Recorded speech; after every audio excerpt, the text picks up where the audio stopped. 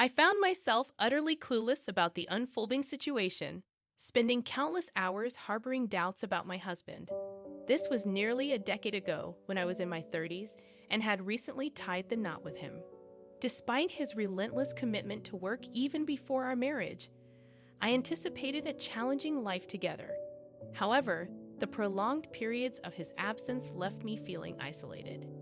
Initially, I tried to let him unwind during the scarce moments he was home, but my frustration mounted. As time passed, my demeanor towards him turned harsh. Each time I encountered his face, my husband attempted to pacify me. However, if he sensed my dissatisfaction persisted, he started to ignore my grievances. I yearned for his attention despite the demands of his profession simply because we were married. This sentiment overwhelmed me, preventing me from objectively assessing our relationship. My emotions got the better of me, and I could no longer view my husband objectively. Every argument led him to promise settling down soon and visiting the island I loved. Yet these assurances remained unfulfilled.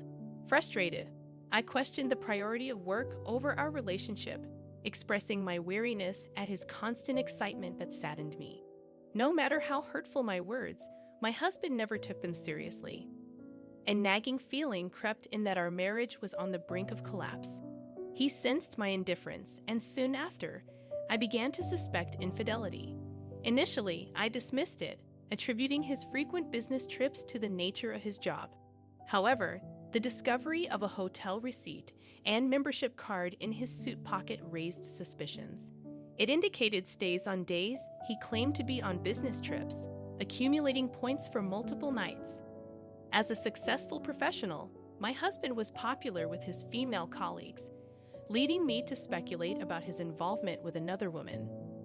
Fed up, I decided to lead my life independently, disregarding his infidelity.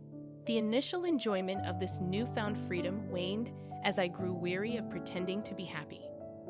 The realization dawned that perhaps it was time for both of us to break free from a marriage where we were avoiding each other as husband and wife.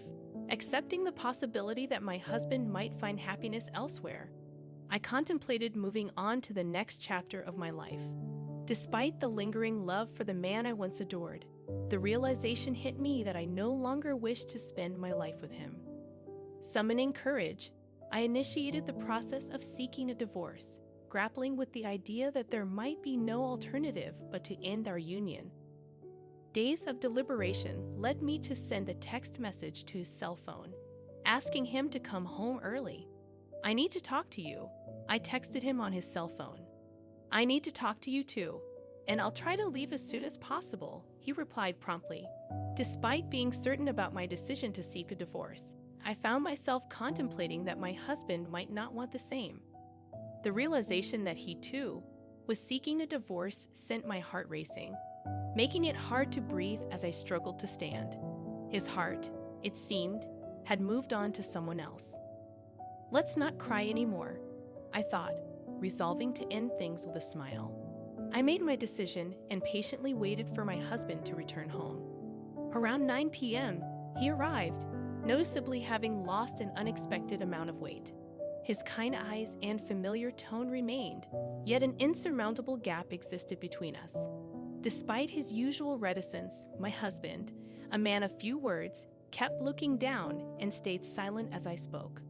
Wanting to conclude our conversation with respect, I sensed he might be mocking me, which fueled my anger. Although our marriage had been short-lived, we were on the brink of divorce, and I expected him to share his feelings.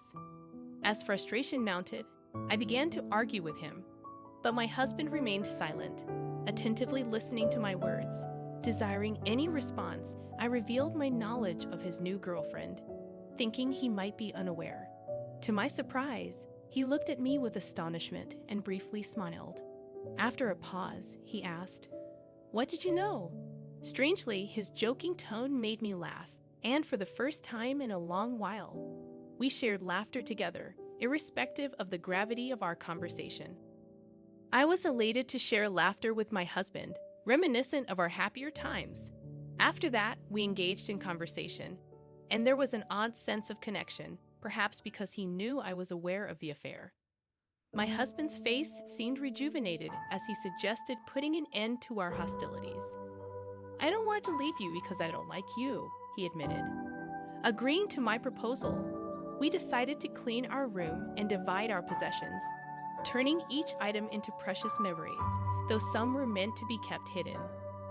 My husband, typically attached to his belongings, surprised me by readily discarding them.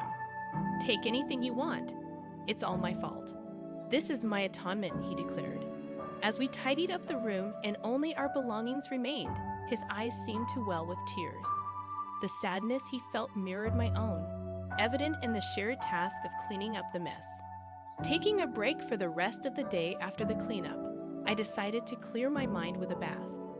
While I contemplated seeking compensation from my unfaithful husband, the realization hit me that our relationship had already ended. As I prepared for bed, my husband entered the bedroom, climbed in, and gently embraced me. "This is weird, and I feel bad for your girlfriend," I remarked. My husband, trembling, expressed a desire to be by my side one more time. Although I stiffened slightly, he held me close, and when I asked if he was crying, he remained silent. Stroking his back, I noticed the changes in his body, lighter and more bony. Concerned, I asked if he was okay, and he revealed that he had been intentionally losing weight. Pulling away, he took a deep breath and assured me he was fine. Despite my surprise at the transformation, my husband explained that his new physique was preferred by his new companion. Disheartened, I wondered why he couldn't forget about me if he was happy with her. In a moment of sarcasm, I made a comment about tears, trying to keep my sadness at bay. My husband, unfazed, acknowledged my familiar traits, expressing his wish for my happiness from the next day onward. As he lightly snored, I realized he was a man who moved at his own pace until the very end. I hoped for a peaceful future as well and fell asleep after murmuring to my husband's sleeping face. The next day, I'd overslept due to staying up late cleaning the room. Upon waking, I discovered my husband was no longer in bed. In the living room, I found an A4-size envelope on the table. Opening it revealed a bank book, various documents related to marital property, an unusually large sum of money in my name, and divorce papers in a small envelope. My husband's section was already filled, leaving me in a panic. Attempting to contact him, I discovered his phone was disconnected, seemingly canceled. My inquiries with his parents and friends yielded no information. Contacting his company, I learned he had resigned a few months before, a surprising revelation for a workaholic. I grew suspicious of people and struggled to find a way to contact my husband. The mental fatigue, building up since before the divorce, almost crushed me. Despite my husband arranging compensation for me, I now felt free. Deciding to spend time in a place I truly enjoyed, I arrived at a remote island, a day's journey from the mainland. With a sparse population of around 3,000 people, I had visited it once with my husband and was captivated by its natural beauty and unhurried pace. My husband had promised we would return to the island after completing his work. Though I missed him, I realized that what I needed now was the peace and quiet of that place. Quitting my job and moving to the remote island a few months later, I rented out my house to someone else. It was a risky move, but I knew I couldn't stay in my previous home any longer. As for how my husband paid off the mortgage, that remained uncertain. Knowing that my husband had worked hard to create the memories in our house, I found it challenging to continue living there alone. Despite the strangeness of some things, I couldn't seek answers from him anymore. Wanting to honor his efforts, I decided not to let go completely. Choosing to spend time on his quiet island, I started adjusting to island life and got to know my neighbors. Though I had enough assets to live without working, I discovered that idleness was more depressing. As a sort of helper, I began assisting elderly neighbors with their concerns. Initially treated as an outsider, I felt relieved as I gradually became accepted as one of the islanders. One day, a co-worker informed me that a new client had arrived from the main island for medical treatment. Facing a serious illness, he had chosen this island as his final residence due to the lack of available treatment elsewhere. Concerned about his condition and aware of the challenges of moving to an island without medical facilities, I was hesitant about taking charge. However, when he asked for a visit and I was the only one available, I nervously went to his house. Arriving at a small house on a hill with an ocean view, I questioned if it was the best place for someone in his condition. Ringing the doorbell, a faint voice invited me in. As I entered, I found the client sitting in front of a window, with the sun and wind streaming in. Squinting to see his face, I greeted him, only to be rendered speechless. To my astonishment, my ex-husband sat before me. Both of us were taken aback, just standing there and staring. My husband broke the silence, mischievously smiling, admitting that I have found him out. Confused by his unexpected presence and the conflicting information, I was unable to speak properly. My husband took my hand, forcing me to sit beside him. As we sat there in silence, a voice at the door interrupted our thoughts. Wiping my tears, I'd opened the door to an elderly man who seemed surprised by my tear-stained face. He bowed, entered, and sat next to my husband. Softly inquiring about his well-being, he spoke in a gentle voice. My husband assured the elderly man that everything was normal, and they began chatting. Realizing that the elderly man was likely the island's only doctor, I recalled colleagues mentioning the absence of inpatient facilities and how the clinic nurse and doctor were crucial lifelines for the island. It became apparent that my husband had come to the island to spend his final days here. Despite his decision, I listened attentively to their conversation.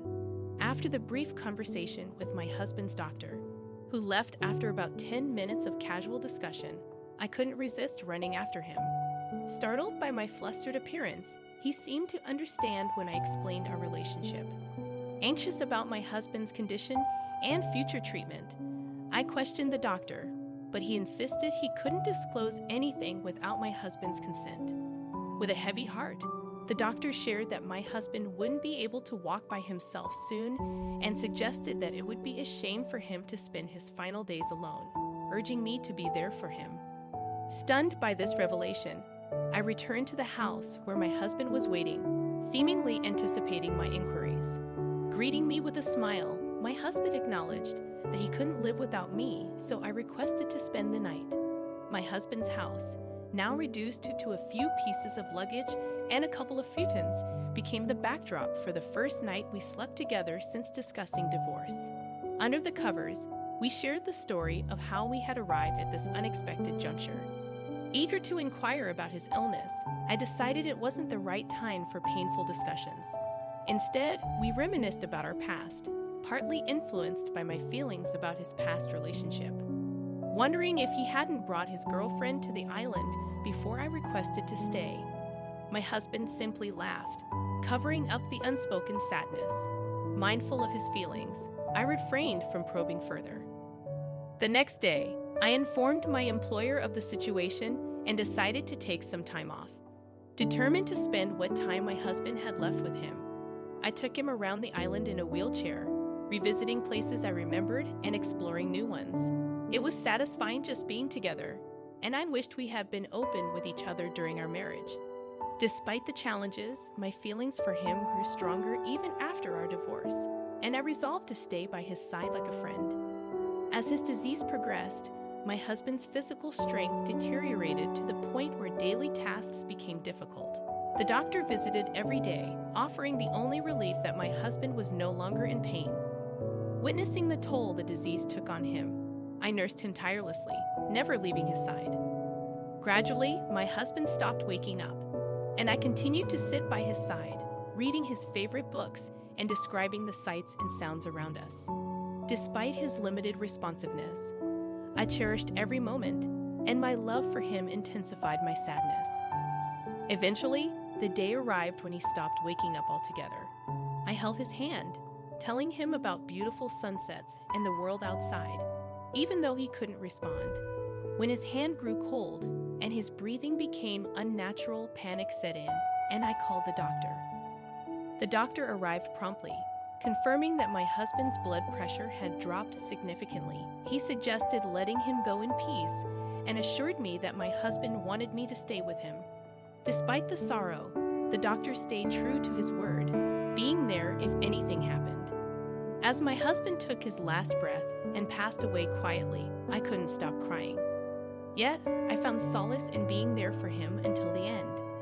The following days were a blur as I dealt with the practicalities and mourned after the burial. Returning home after organizing my husband's belongings, I noticed a pile of letters, accumulating like a mountain. Intrigued, I discovered my husband's nostalgic handwriting on each one. Reading through them, I realized he had written dozens of letters, starting from the day of our reunion. His letters became shorter and messier as the days passed, revealing the progression of his illness. Among them, one letter revealed the truth about our divorce. His illness had started during our marriage, and he had planned to divorce me, not wanting me to spend my life caring for him. My husband's words were painful, and I felt hurt by the way he had orchestrated everything. Apologizing sincerely, tears flowed uncontrollably. Suddenly, there was a knock on the front door. Wiping my tears, I opened it to find the doctor standing there. He handed me a sealed envelope, identical to the ones I had just read. My husband had asked him to post a few days' worth of letters before falling into a coma, entrusting them to the doctor. This was the last letter. Thanking the doctor, I read my husband's final note alone. It was a thin but clear message. "Thank you, I love you." Despite the pain, I said aloud, "I love you too." In that moment, I thought I saw my husband's portrait smile a little. Decades after my husband's death, I am officially recognized as an island resident. Building a grave next to where his house used to stand, I have chosen to stay on the island. Every day, I gaze out the window, just like my husband used to do. One day, I intend to join him there, finding peace and happiness surrounded by the memories we created together.